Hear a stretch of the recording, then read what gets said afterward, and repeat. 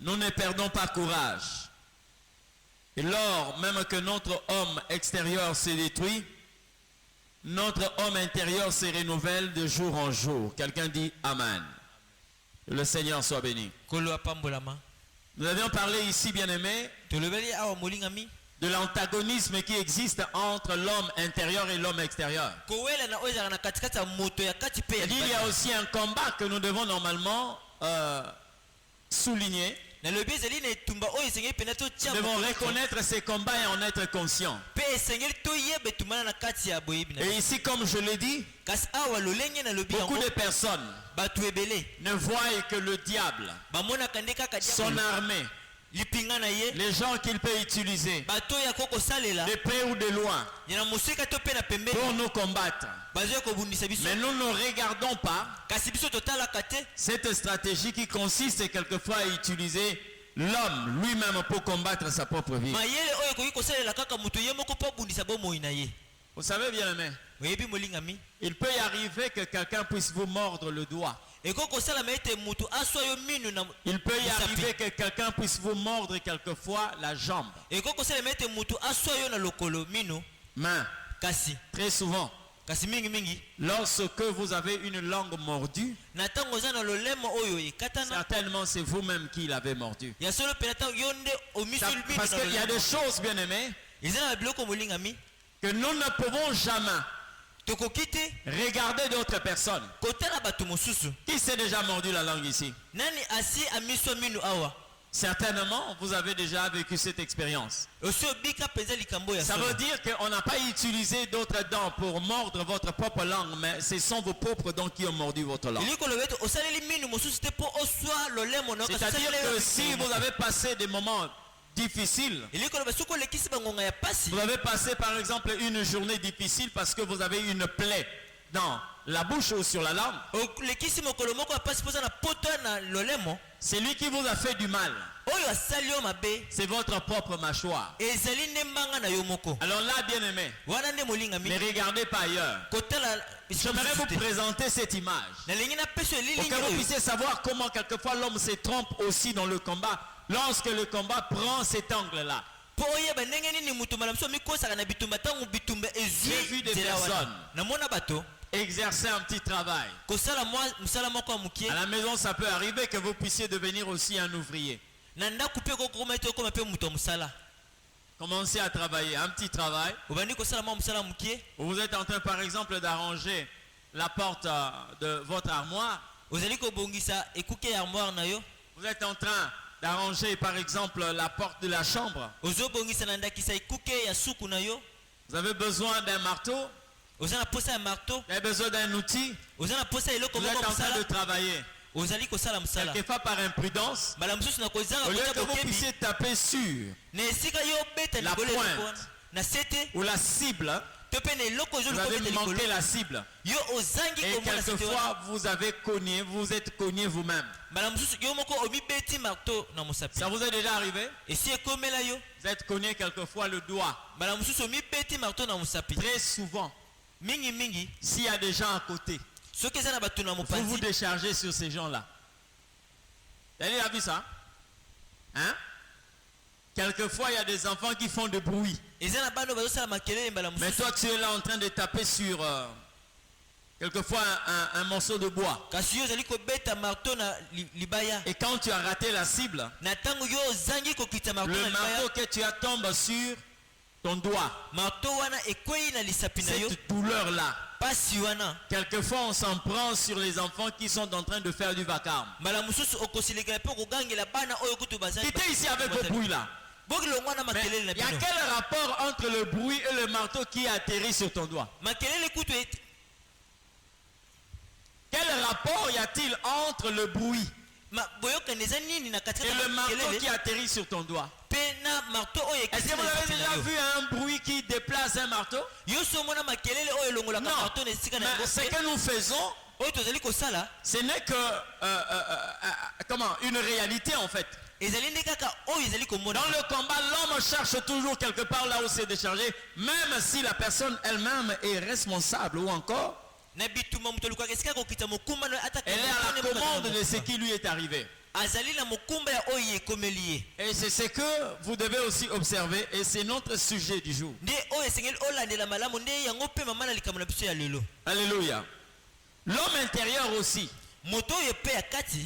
peut être dirigé contre vous. Là, je suis en train de parler d'une influence négative que l'homme intérieur exerce sur votre nature.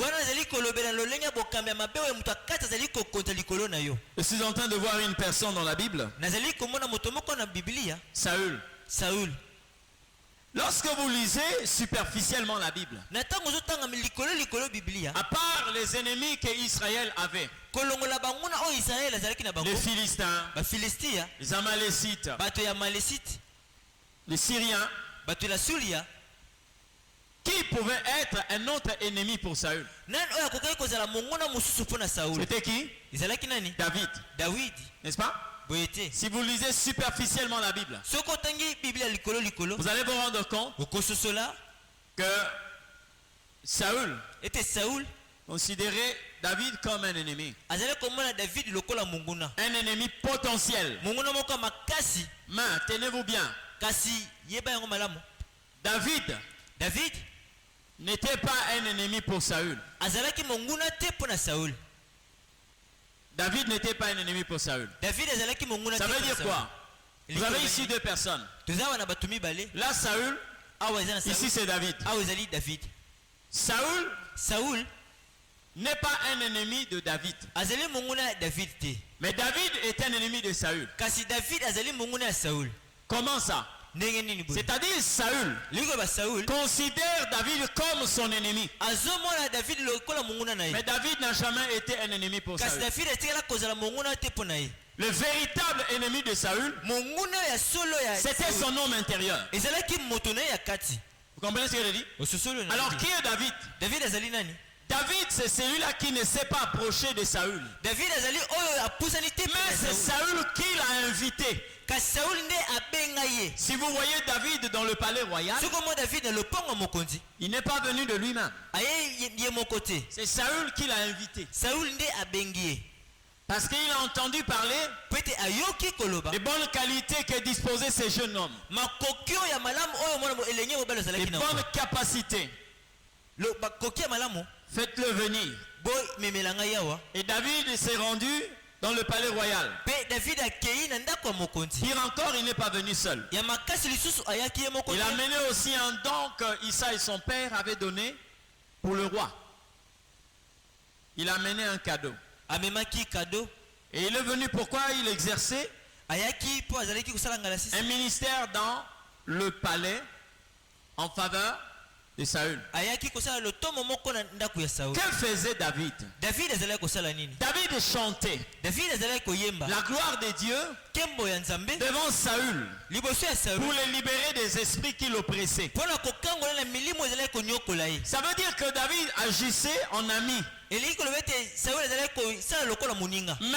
Saül le considérait comme un ennemi. David travaillait pour le bien de Saül. Il travaillait pour libérer l'âme de Saül.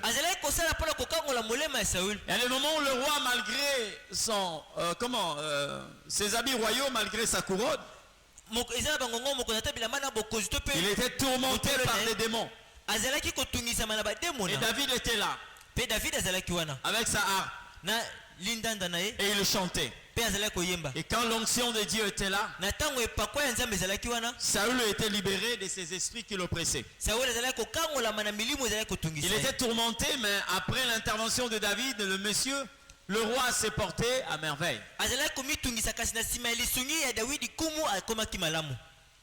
Par rapport à ces points, quel était le mal que faisait David? Quand tu es tourmenté, c'est lui que l'Éternel utilise pour te délivrer. Où est son mal? Parce que tout le monde souhaitait le rétablissement du roi. Où est le mal de David? Mais comment c'est possible qu'après une telle délivrance, après un tel acte, Saül cherchait toujours un moyen pour clouer David contre les murs avec sa lance. C'est pour vous dire quoi? Le mal était dans l'intérieur de Saül. Et lorsque ton homme intérieur est déjà infecté, il va très mal diriger ta vie extérieure. Lorsque ton homme intérieur est déjà détruit, il ne peut que répercuter cette destruction sur l'homme extérieur. C'est-à-dire, les actes que pose l'homme dépendent de la nature de son homme intérieur. C'est pourquoi nous avions parlé du fait que nous devons veiller sur l'homme intérieur. Que faisait David? David, avec l'onction du Saint-Esprit, a libéré Israël de la domination des Philistins. En renversant le méchant Goliath. Un homme qui a infligé une honte à toute une nation, en commençant par le roi. 40 jours. Personne ne bougeait. Quelle humiliation. Il a fallu un libérateur. Et cet homme-là, pour venir libérer la nation d'Israël, il n'a pas exigé la couronne du roi. Il n'a pas exigé le trône de Saül. Il n'a rien exigé. Mais il est venu seulement libérer le peuple de Dieu. Qu'est-ce que David a fait de mal? Il a fait tomber Goliath. Et toute la nation était libérée. Mais c'était une occasion pour Saül de haïr encore ces jeunes hommes. Le mal qu'il a fait, c'était quoi? Même quand on parlait d'une chanson que les femmes étaient en train de chanter, ce n'est pas David qui l'avait composé. David a tué ses 10 000 et Saül a tué ses 1000. David n'avait rien à voir sur la composition de cette chanson. Mais Saül l'a haï encore de plus belle. Que faisait David? Il sortait avec l'armée d'Israël. À chaque instant, il partait combattre les ennemis d'Israël. Il revenait vainqueur pour assurer le repos au royaume d'Israël et à son roi. Pour le mal que faisait David. Mais comment nous pouvons expliquer la haine qu'avait Saül à l'égard de David? La réponse, c'est l'homme intérieur. Lorsque l'homme intérieur est détruit, lorsque l'homme intérieur est infecté, toutes vos actions plutôt, ou tous vos actes seront dirigés par rapport à l'état de l'homme intérieur. Quand tu te poses la question de savoir pourquoi toute cette haine à l'égard de David, la réponse, c'est l'état de l'homme intérieur. Le Saül de l'intérieur, il est capable de libérer quelqu'un qui a des armes, mais de vouloir tuer quelqu'un qui a amené un instrument de louange. Quand votre homme intérieur est détruit, vous allez pardonner à celui qui vous présente une arme, mais vous allez condamner celui qui vous présente un instrument de musique. Et vous ne savez pas expliquer ces actes-là. Vous savez quoi? Lorsque on a haï une personne, même ses bons gestes sont toujours mal jugés. Et quand on a aimé quelqu'un, même ses mauvais gestes sont bien compris. Et c'est comme ça que Saül a commencé à mener sa vie. Toi aussi qui me suis, fais attention. Lorsque l'homme intérieur est détruit, sachez-le bien, même les bons gestes, même les bons gestes seront mal jugés. Amen. même les bons gestes seront mal jugés. Tu peux vouloir déplacer quelque chose pour libérer la voie pour la personne qui est en train de passer. Mais la personne trouve comme si tu voulais te moquer d'elle. La chose a été là. Pourquoi tu n'as pas déplacé avant? Tu attendais que moi je sente. Et je passe pour que toi, tu puisses pousser la chose. Non, je le fais pour que tu ne te cognes pas. C'est pas vrai. C'est une occasion de discuter, de se quereller, voire même de se faire du mal. Pourquoi? L'homme intérieur. Écoute-moi très bien. Lorsque vous plongez le regard dans ce qui est en train de se passer, j'ai vu dans la Bible 2 personnes qui ont commencé à poser des actes qui avaient trait au culte.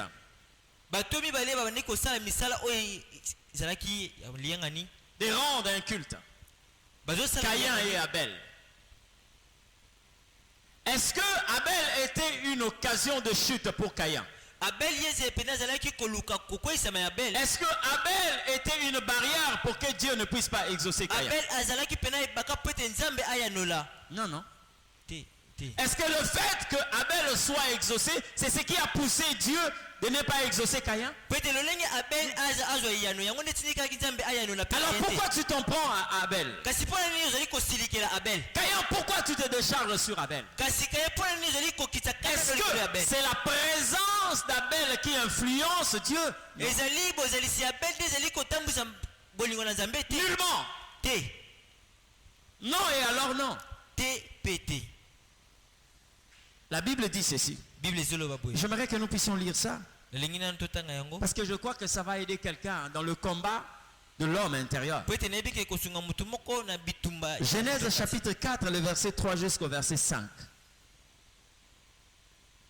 Au bout de quelque temps, Caïn fit à l'Éternel une offrande de fruits de la terre.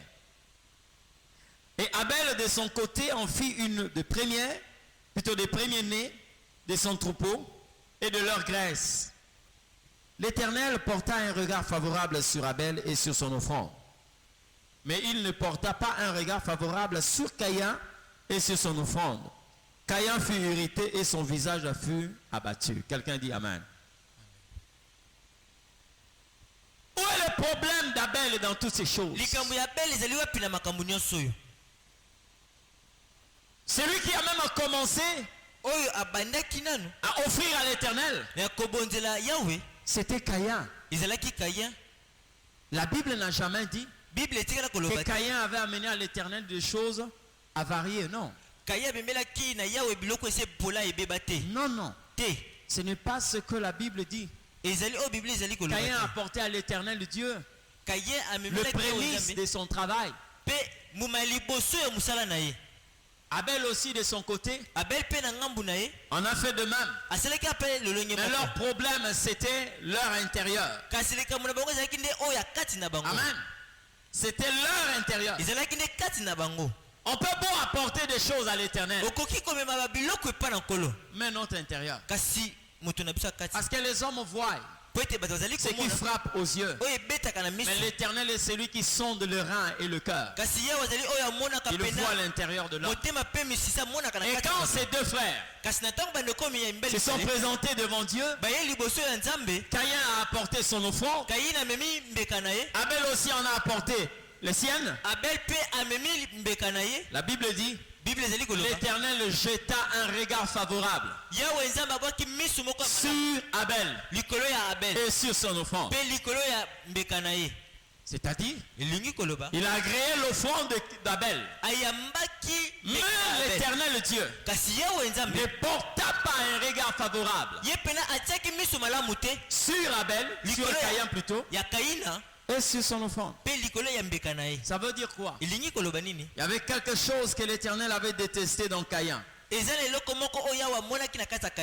qu'aujourd'hui nous pouvons condamner Caïn? Oui. Comment le condamner? Parce qu'il a voulu s'approcher de Dieu sans tenir compte d'un combat intérieur. Je le dis ici, chacun de nous. Oui, nous avons l'habitude de dire c'est l'oncle qui fait ça.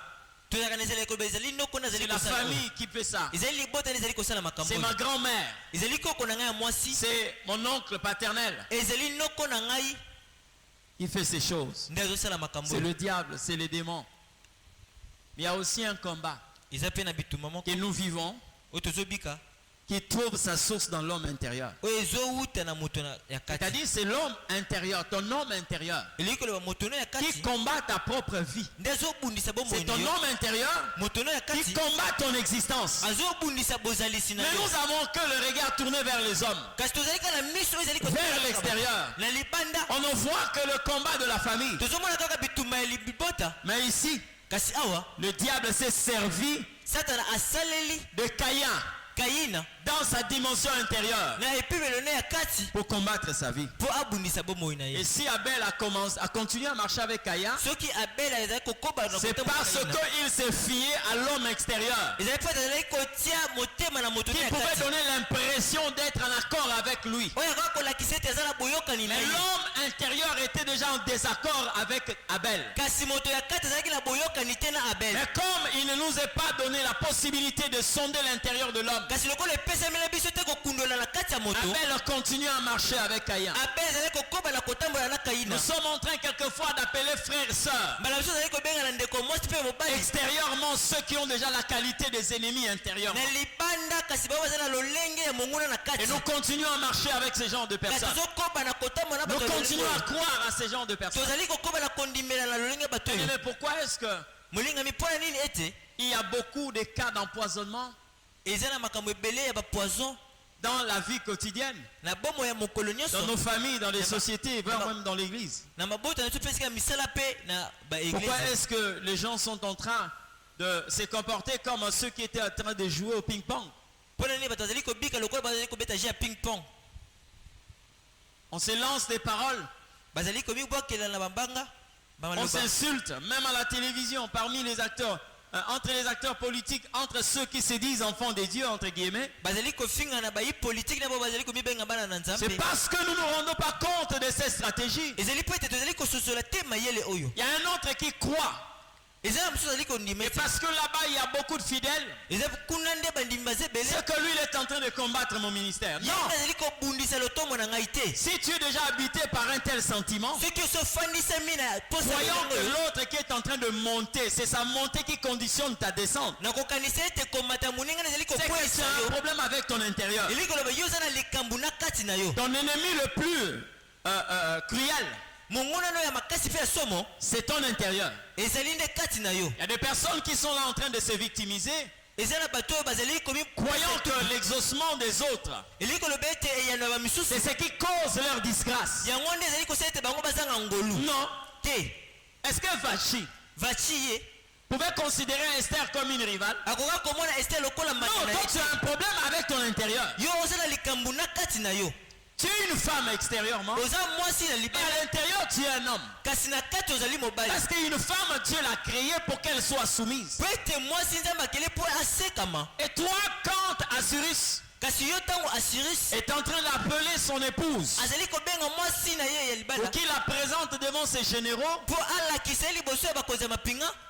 tu veux être aussi un leader. Tu organises aussi une fête de ta façon et tu refuses l'ordre de l'homme. Tu préfères rester avec les femmes du royaume et dire non à l'appel de ton mari. Tu n'es pas l'image d'une femme. Tu es l'image de quelqu'un qui est...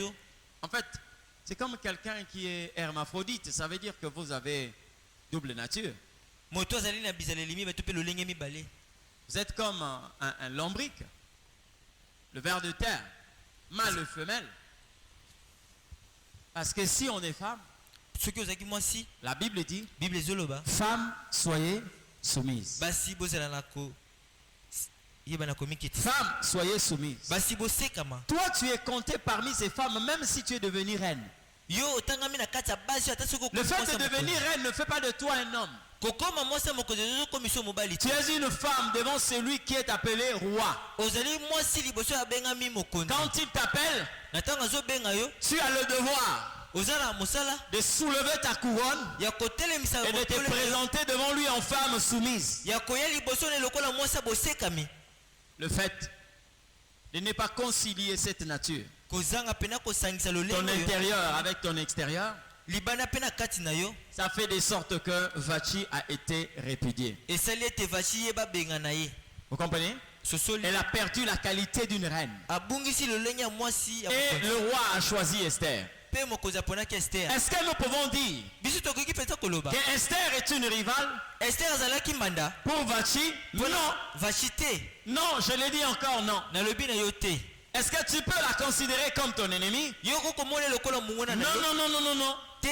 Esther n'est pas ton ennemi. Ton ennemi, c'est ton intérieur. C'est comme toi aujourd'hui. Oui, c'est vrai, tu peux être combattu par ceux de l'extérieur. Mais regarde aussi quelquefois ton intérieur. Tu vas te rendre compte. Tu as un ennemi que tu dois discipliner parce que ton corps est en train d'exercer une influence. Ton intérieur exerce une influence négative sur ton extérieur.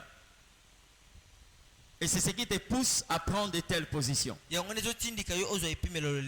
Alors Abel continue à marcher avec Caïn, croyant qu'il avait un frère à ses côtés. Or le frère c'était la peau, mais l'intérieur c'était un adversaire. Et comme il a cru aveuglement, qu'est-ce qui s'est passé?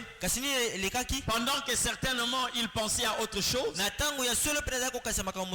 et le frère a pris quelque chose pour exécuter son frère. Il l'a abattu et il l'a enterré.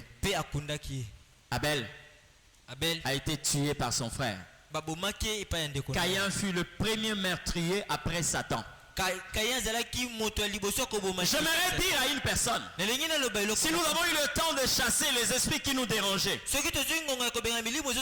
prendre autorité sur des gens qui exerçaient quelquefois de mauvaises choses sur nous, ceux qui étaient en train de jeter un mauvais sort sur nous, il est arrivé un temps où nous devons nous arrêter et faire une introspection. Regardez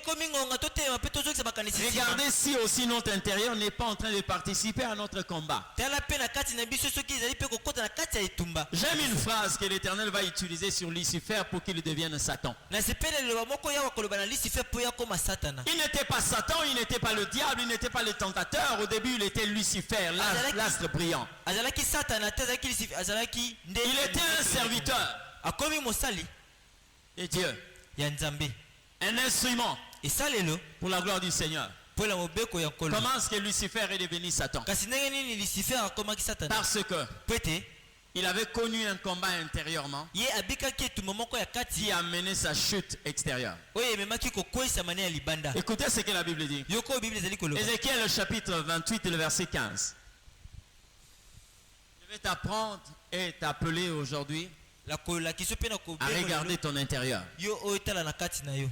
Ézéchiel 28, 15. Je vais lire la Bible. Écoutez ce que la version Darby est en train de dire. Tu fus parfait dans tes voies depuis le jour où tu fus créé, jusqu'à ce que s'est trouvé en toi l'iniquité. Vous entendez ce que la Bible dit? Lui second dit, tu étais un chérubin aux ailes déployées. Tu marchais au milieu des pierres intincelantes. Mais le jour où l'iniquité a été trouvée en toi, on n'a pas dit devant toi, on n'a pas dit sur toi, en toi. Le jour où l'iniquité a été trouvée en toi, ça veut dire qu'avant que Lucifer devienne extérieurement Satan, il était intérieurement devenu Satan pour qu'il devienne extérieurement Satan.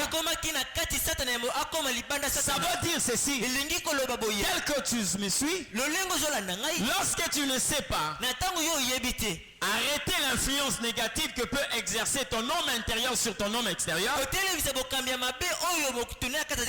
peut te voir extérieurement frère. On peut te voir extérieurement sœur. Mais intérieurement, tu peux devenir un adversaire, un ennemi, un criminel, un ivrogne. Bref, un ennemi. Intérieurement. Combien de personnes aujourd'hui, même dans les églises, vous êtes en train d'être dominé par ces combats? Je vous ai dit ceci. Lorsque l'homme intérieur est déjà infecté, tout ce que vous allez faire, tout ce que vous allez vivre, va être calqué par rapport aux états et aux humeurs de l'homme intérieur. Et surtout lorsque vous avez déjà gâté votre attitude à l'égard d'une personne. Même si cette personne-là est bien habillée, même si cette personne-là sort des belles paroles, mais comme déjà l'humeur de votre homme intérieur à son égard est déjà ternie, biaisée, gâtée, vous allez aussi traiter cette personne-là tel que votre homme intérieur est en train de vous dicter. Vous comprenez ce que je dis? Ça veut dire que quelque part, nous devons regarder et savoir aussi arrêter la mauvaise direction que prend l'homme intérieur. Tu peux chercher les ennemis dans ta vie. Ne les regarde pas ailleurs. Ils peuvent être en toi. Vous connaissez la sortie des enfants d'Israël? L'Exode. Lorsqu'ils sont sortis, ils ont regardé seulement d'un seul œil. Ils étaient devenus comme des bornes. Ils regardaient que Pharaon. Quand Pharaon s'est levé en Égypte pour le poursuivre,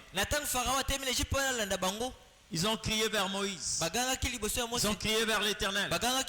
Seigneur, regarde cet adversaire, cet ennemi qui veut nous exterminer. Mais ne t'en fais pas, Israël. Tu n'as pas de problème seulement avec Pharaon, parce que l'Éternel a déjà érigé une barrière entre toi et Pharaon. Mais ton plus grand ennemi se trouve au milieu de toi. Vous savez quoi? Vous savez quoi? Pharaon n'a même pas tué un seul enfant d'Israël. Quand ils ont quitté l'Égypte, de leur maison jusqu'à la mer Rouge, aucune personne n'a même perdu un seul cheveu. Et Dieu avait érigé une barrière naturelle contre Pharaon et son armée. C'était quoi la mer Rouge? Pharaon s'est arrêté et son armée s'est engloutie. Mais comment on a trouvé les cimetières, les enfants d'Israël dans le désert? Qui les avait exterminés? Est-ce que Pharaon a traversé la mer Rouge? Non. Comment ils sont morts dans le désert? Parce qu'un ennemi était au milieu d'eux. Lorsque vous êtes en train de sortir de l'Égypte, vous êtes en train de chanter, vous dansez. Vous dansez avec cet ennemi-là. Vous chantez avec cet ennemi. C'était qui? L'homme intérieur. Lorsqu'ils ont traversé la mer Rouge, ils se sont retrouvés dans le désert, en train de marcher. L'homme intérieur a commencé à créer des problèmes. Il pensait à la viande qu'ils avaient en Égypte. Il pensait aux sources d'eau. Ils pensaient aux concombres. Tout ce qu'ils avaient en Égypte. Et ils ont commencé à créer des problèmes. À Moïse, tu nous amènes dans le désert pour nous tuer, pour nous exterminer. Est-ce que là-bas il n'y avait pas de sépulcres? L'Éternel Dieu les a exterminés dans le désert. Qui a créé ces problèmes? L'homme intérieur. Tel que tu es là, ton homme intérieur peut être aussi l'ennemi de ton destin. Comprenez? L'homme intérieur peut devenir. Et vous allez vous rendre compte. Dans ces combats-là. Tu dois prendre, Tu dois prendre les précautions. Dans ces combats-là, c'est le plus fort qui va remporter. C'est le plus fort qui remporte. Jésus a dit, lorsqu'un homme fort entre dans une maison, tout ce qu'il a est en sécurité. Mais lorsqu'un plus fort que lui vient, il fait quoi? Il commence d'abord par ligoter la personne. Aujourd'hui, il y a des gens qui ont quelquefois une nature ligotée par une autre nature contraire. Mais le bon côté, c'est lorsque la bonne nature ligote la mauvaise nature en vous. C'est le parcours normal de tout chrétien. Nous tous avons une vie passée. Aujourd'hui, si nous sommes en train de vivre, par la grâce de Jésus, il a permis que la mauvaise nature que nous avions eue soit ligotée par la bonne nature qu'il nous a communiquée. C'est comme ça que l'impudique d'hier est soumis à l'adorateur d'aujourd'hui. C'est comme ça que le meurtrier d'hier, celle qui a avorté à tout moment, le criminel, aujourd'hui, est devenue une adoratrice parce que cette mauvaise nature a été ligotée par la bonne nature. Mais le mauvais, c'est lorsque votre bonne nature est dominée par la mauvaise nature.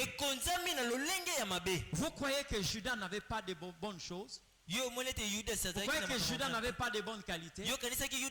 Parmi les gens qui sont allés chasser les démons, lui aussi il faisait partie. Il a prié pour les malades et les malades étaient guéris. Judas a aussi abandonné ses siens pour suivre Jésus. Il avait aussi des bons côtés. Mais sauf qu'à la fin de sa vie, la mauvaise nature qu'il avait dominé la bonne nature. Amen. Au lieu de finir dans le champ de l'évangélisation, il a fini sur le bois de la pendaison. Le combat que nous allons livrer aujourd'hui, c'est contre la mauvaise nature, contre l'homme intérieur. Amen. Je l'ai dit le mercredi. Nous tous nous sommes conscients qu'il y a des moments, quelquefois, des choses que nous avions laissées tentent à vouloir revenir. Vous savez, dans la vie, le plus mauvais de tous les hommes, c'est celui-là qui voit le mal dans d'autres personnes. Hein? Tu t'es séparé avec combien de personnes? Combien d'amis t'ont abandonné? Pourquoi eux n'ont été que des mauvais et toi le bon? Est-ce que tu ne peux pas te poser la question de savoir? Si Franck était mauvais, alors pourquoi Albert est aussi parti?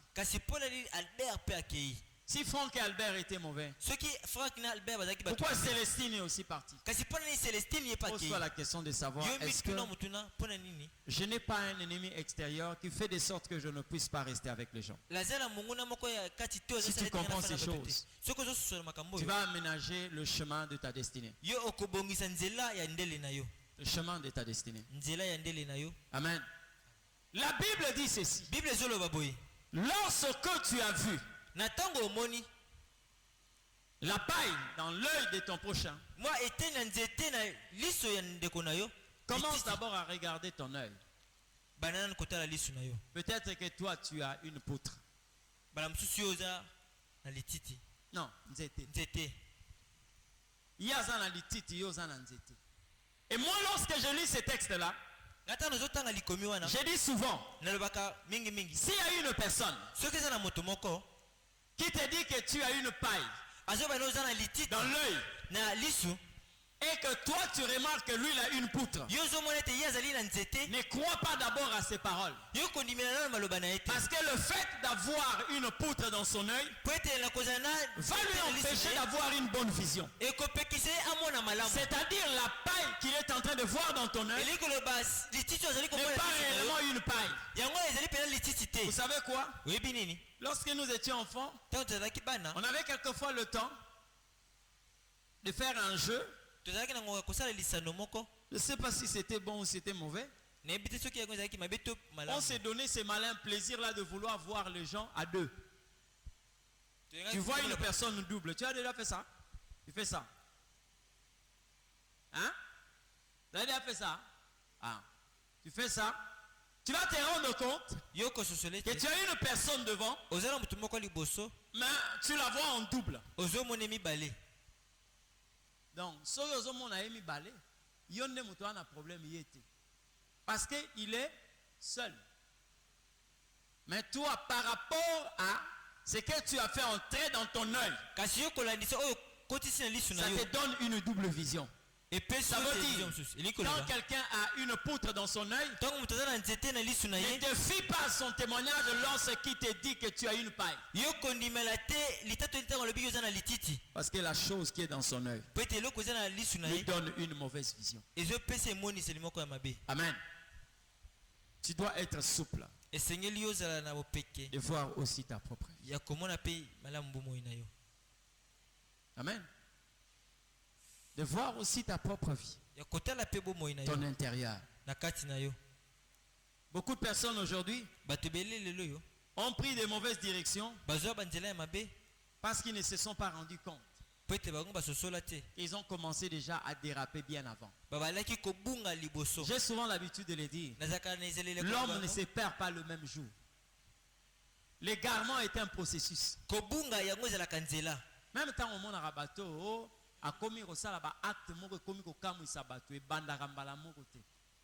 c'est un processus. Et le diable est un stratège. Amen. C'est un stratège. Si tu te connais ici, tu vas connaître ton front là-bas. Hein? Tu vas connaître ton front là-bas. Fais attention. Ta vie aussi a besoin que tu commences à te regarder.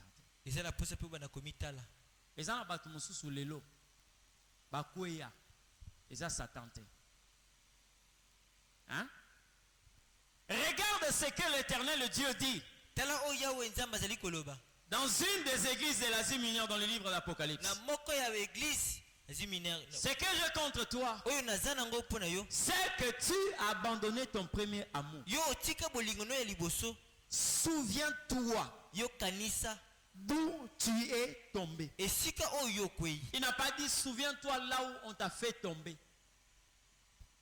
Mais souviens-toi d'où tu es tombé. Réponds-toi. Pratique tes bonnes œuvres. Sinon je reviendrai à toi et j'ôterai les chandeliers de sa place. J'aimerais dire à une personne ce soir, tu dois regarder aussi ta propre vie. Regarde ta propre vie. Aujourd'hui, quelquefois, tu peux compter cette fiancée.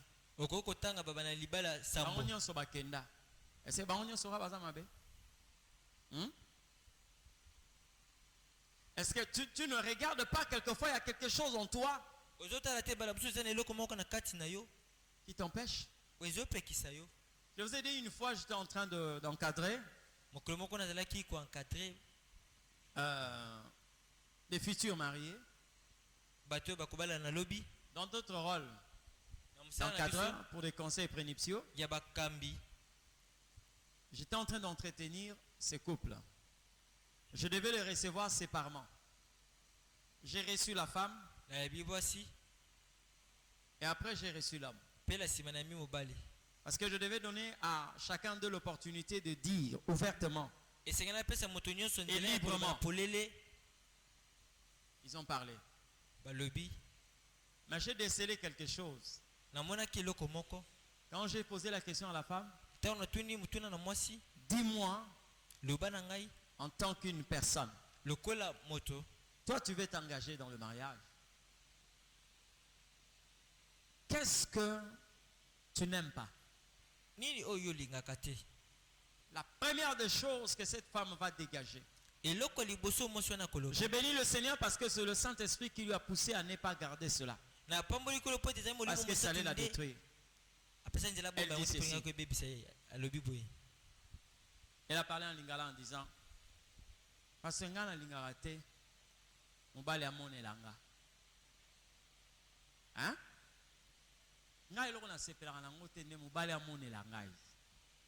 Maintenant, je lui ai dit ceci. Est-ce que tu peux dire ça en français? Effectivement, elle a parlé aussi. Moi, je n'aime pas qu'un homme domine sur moi. J'ai pris calmement ma Bible. Je lui ai demandé d'ouvrir la Bible. Qu'est-ce que l'Éternel Dieu dit à la femme après la chute? Genèse chapitre 3. Tu peux lire ça? Elle dit oui. Elle a commencé à lire. J'augmenterai la douleur de tes grossesses. Tu enfanteras avec douleur.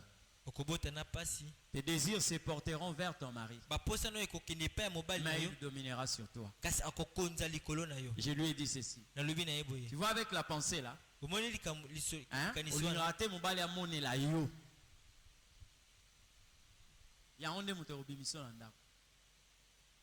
Parce qu'aucun homme ne va accepter d'épouser un autre homme dans son foyer.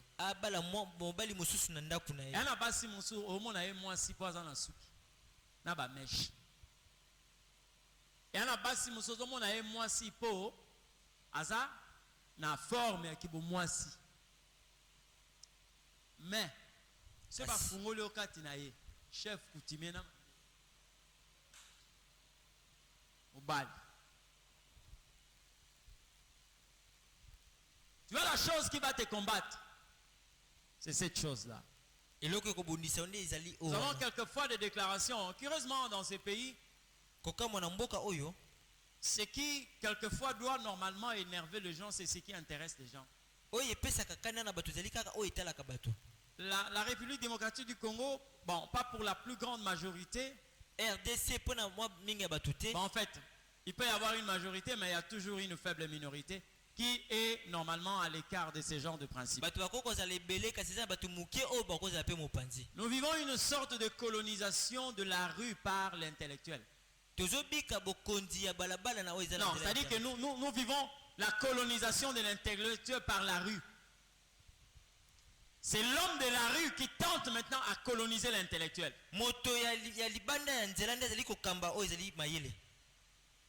Des choses quelquefois qui n'ont rien à voir.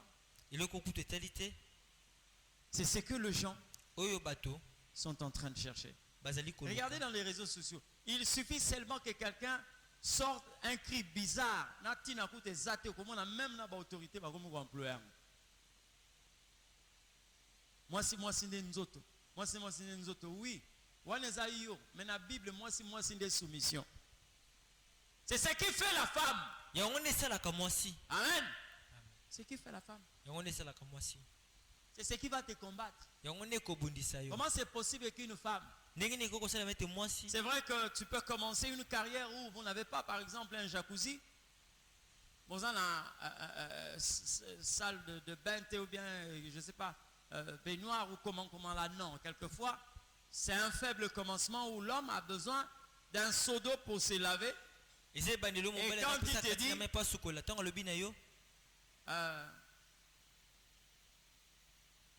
même moi l'eau je vais me laver. Oh yo cantine yo moko donc ngapona tombolango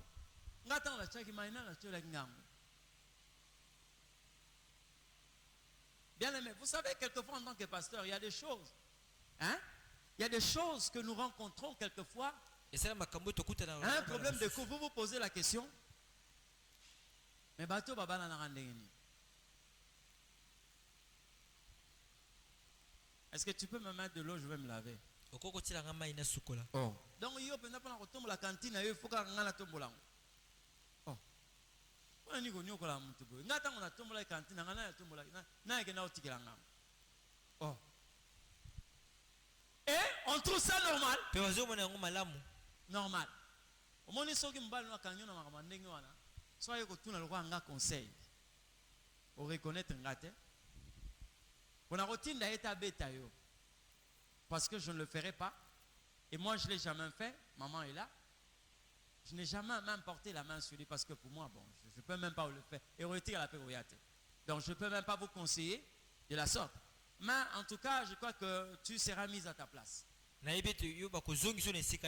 Sera mise à ta place. Je vous donne un conseil. Pour les femmes. Un jour, je suis en train de suivre une émission à la radio.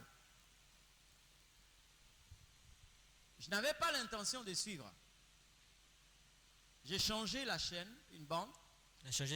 Maintenant, je devais aller prendre rapidement quelque chose pour amener parce que j'étais en train de faire un travail. Et pendant que je parle, j'entends le sujet. Non, benga, toujours débattre sujet oyo. Nengenini, bana mike bakum kobotola, ba maman na biso mibali. Et pendant que j'étais en train de rentrer, je suivais les interventions. J'ai trouvé ça, j'ai dit non, je vais quand même suivre ça. Il y a un papa qui a appelé. Allô?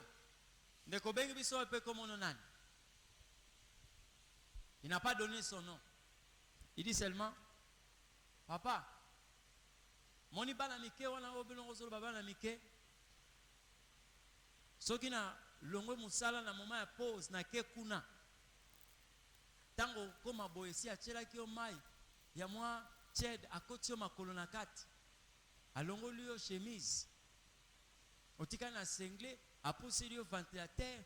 Mwa biloko alambaki avandi wana ye moko azoko longolo basende yo zolia. Mena ndako kotika la komona ngote moto asala ndenge wana. Ah papa wana zaki makanisi na yo. Merci. Ton noté yango. Il y a un autre auditeur. Oui, allô? Bonjour papa. Nga maman interne na bengi na commune boye na lobi papa basa lokoso. Bango. Oui, c'est vrai. Moi en tant que pasteur, qu'est-ce que je dis? Quand une femme sage entend ce genre de choses, elle fait quoi?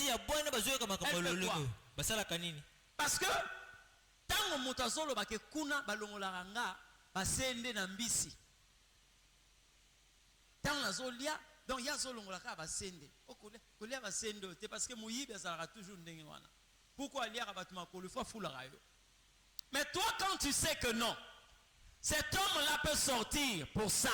Pourquoi toi tu ne le fais pas chez toi? Hein? Maintenant entends les réactions. Le collègue non.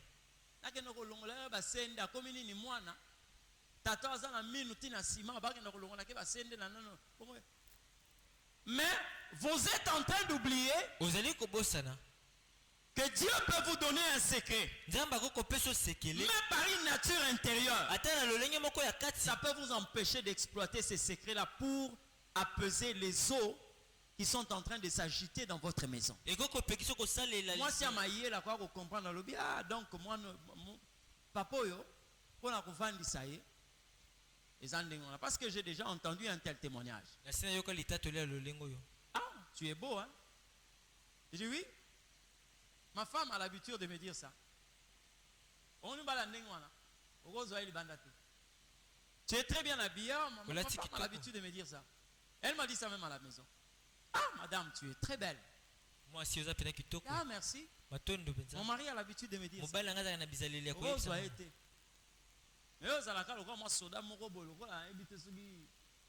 Et quand quelquefois on entend ça à l'extérieur,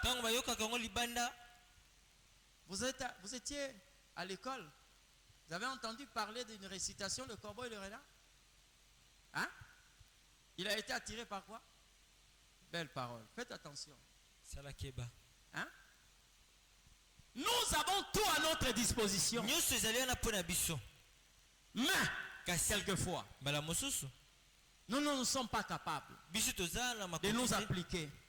C'est pourquoi quelquefois, le combat s'intensifie et ce combat-là continue. Alléluia. Parce que l'homme intérieur peut t'empêcher d'appliquer quelque chose que l'Éternel t'a révélé pour aplanir ces divergences. Il peut arriver que dans ta vie, ces combats-là, ne cite pas d'abord le diable. Tu peux être à l'origine de ce qui est en train de combattre ton propre destin. C'est pourquoi ce soir, tu dois prendre la décision de redonner à ton homme intérieur la véritable coloration que voulait Dieu. Pour que l'homme intérieur subisse une influence positive pour influencer positivement aussi ton destin. Je veux finir par lire ce texte de la Bible. Écoutez ce que la Bible dit. Nous prenons le livre des Éphésiens. J'aimerais que nous puissions vraiment lire ce texte de la Bible. Que le Seigneur Dieu te fasse grâce.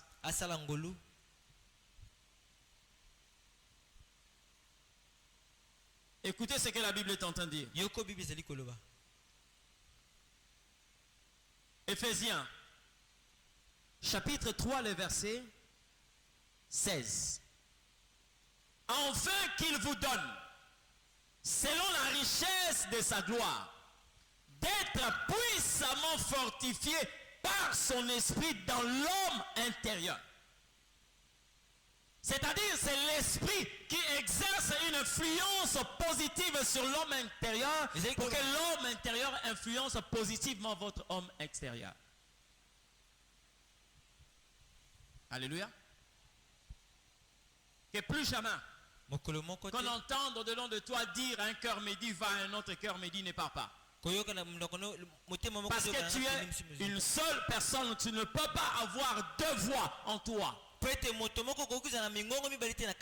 peux pas avoir à entendre deux voix afin que tu puisses. Mais tu vas suivre quoi? Ça doit sortir au-dedans de toi. Et quand tu veux te réconcilier avec quelqu'un, commence d'abord à te réconcilier avec toi-même. Pour que tu réussisses à réconcilier quelqu'un avec Dieu, tu dois d'abord te réconcilier toi-même. Vous savez, une fois j'étais à Brazzaville. J'ai parlé avec quelqu'un. Après le culte matinal, il y a une maman qui est venue me voir. Pendant que je suis en train de regarder la maman, regardez l'image que le Seigneur me montre. Elle est comme ça. Mais une autre, elle, est en train de vouloir sortir par là. Et elle est en train de vouloir ramener cette personne-là comme ça. Elle est en train de ramener la personne. Et j'ai dit à cette dame, pourquoi est-ce que vous êtes en train de combattre votre propre nature? Il y a un combat qui est en train de se passer en vous. Elle m'a regardé. Elle me dit, Pasteur Helman, le Dieu que nous servons parle. Dieu m'a demandé de rester ici parce que j'avais la pensée de voyager. Dieu m'a dit, tu ne pars pas. Mais ce matin, cette voix s'est intensifiée où je suis en train de me dire, bon, que je parte seulement, que je rentre. En partant d'ici, j'étais en train de prendre des décisions comment je pouvais effectuer ces voyages. Mais merci au Seigneur qui a voulu que je ne sois pas partagé. Regardez l'image que l'Éternel est en train de montrer. Beaucoup de personnes sont comme ça. Amen. Beaucoup sont comme ça. Et si tu n'avances pas quelquefois, c'est par rapport à tes stratégies que l'ennemi a mis en place dans ta vie. Parce que ton intérieur te donne une autre direction et ton extérieur veut prendre une autre direction. Je vois certaines personnes aujourd'hui dans leur combat comme les deux renards que Samson était en train d'attacher. Quand il est arrivé chez les Philistins pour détruire leur champ, la Bible dit il a pris deux renards. Deux renards. Il les a reliés au niveau de leur queue. Ils étaient au nombre de 30 et il en a fait 15. Ils nouaient leur queue. Ils prenaient le feu, ils mettaient entre les deux queues. Alors le renard qui était là,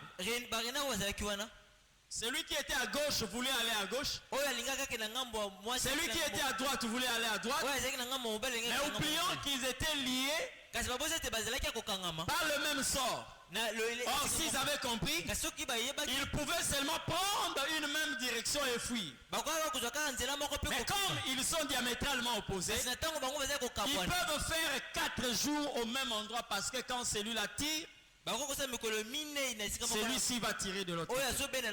Et beaucoup de personnes sont comme ça. Le combat de ce soir, c'est contre ton homme intérieur. Tu vas prendre la décision de prier contre ton homme intérieur. Si tu sens que ton homme intérieur est influencé négativement, là je parle de domaine quelquefois des sentiments, des émotions, des penchants. Dieu est tellement merveilleux. Si vous allez prêcher un jour à Bandal, dans une église, en allant vers maman colonel, ou je ne sais pas, maman colonel. Pendant que je suis en train, j'ai prêché, je finis, on faisait le service, et le Seigneur est en train de parler d'une personne, un frère qui était dans la salle. Et ce frère avait un rendez-vous tout juste après le culte. D'aller rencontrer une femme et de sortir avec elle. Il était prêt. Quand je dis qu'il était prêt, donc vous sentez que, vous savez de quoi je parle. Il était déjà prêt. Quand nous étions en train de parler, voilà, il y a un frère ici. Voilà ce que le Seigneur est en train de dire.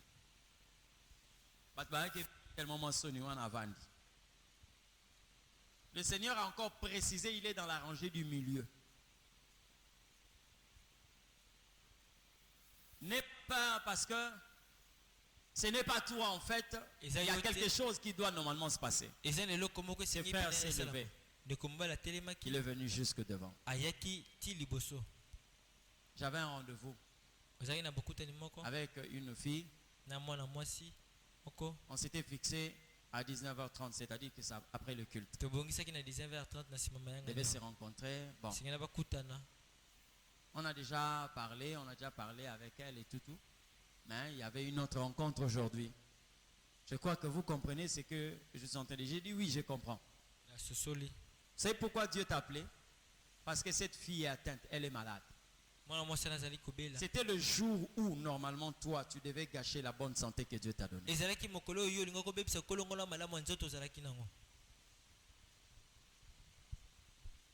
Elle avait tout, alors tout. Tout. Tel qu'elle était là, tout. Avec tout. Et ami bongisa qui pour la nyos. Nzoka ndeka mukolo wana. Nde mukolo yo. Bachela ye malade. Nde mukolo wana. Dieu est tellement bon. C'est pourquoi j'ai l'habitude de dire Dieu vient toujours à temps. Une telle personne, vous allez vous rendre compte. Demain, après demain, il commence à être malade. Quand on voit son âge, on dit Mais moi, nous avons bela point. Nous avons que famille naïe. Parce que l'hôpital, au sida, abattoir le au sida, au eza kindoki. Ndeko to yebi asambe la ramakasi. Ozoranga, mais mukolo ya bebaka, zande mukolo.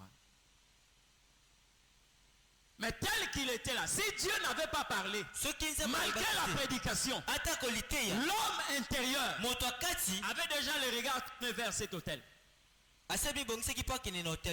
Il a fallu ramener cet homme au sentiment que déversait l'Esprit de Dieu pour qu'il soit réconcilié avec lui-même. Ce soir, nous allons prier contre l'homme intérieur lorsqu'il est subi des mauvaises pressions. Tu vas t'élever là où tu es. Nous voulons prier ce soir. Oh Seigneur. Seigneur, nous te disons merci. Là où tu es bien-aimé, tu vas commencer à remercier le Seigneur Dieu. Regarde bien ta vie. Est-ce que ton homme intérieur est en train de connaître une influence positive? Est-ce que ton homme intérieur est en train d'être influencé positivement? Tu vas commencer à prier. Jésus. Il y a des personnes qui ont déjà l'intérieur gâté. Leur homme intérieur est déjà détruit. Il y a déjà des impuretés qui ont pris place. Tu es seul devant ta conscience. Je l'ai dit ici, le plus grand ennemi de Saül, ce n'était pas David, c'était son homme intérieur. Ce n'était pas Abel qui était un ennemi pour Caïn. Mais Caïn avait un ennemi qu'on appelle son homme intérieur. Élève ta voix, commence à prier. Élève ta voix, commence à prier. Commence à prier. Que toute impureté quitte ton homme intérieur au nom de Jésus. Au nom de Jésus.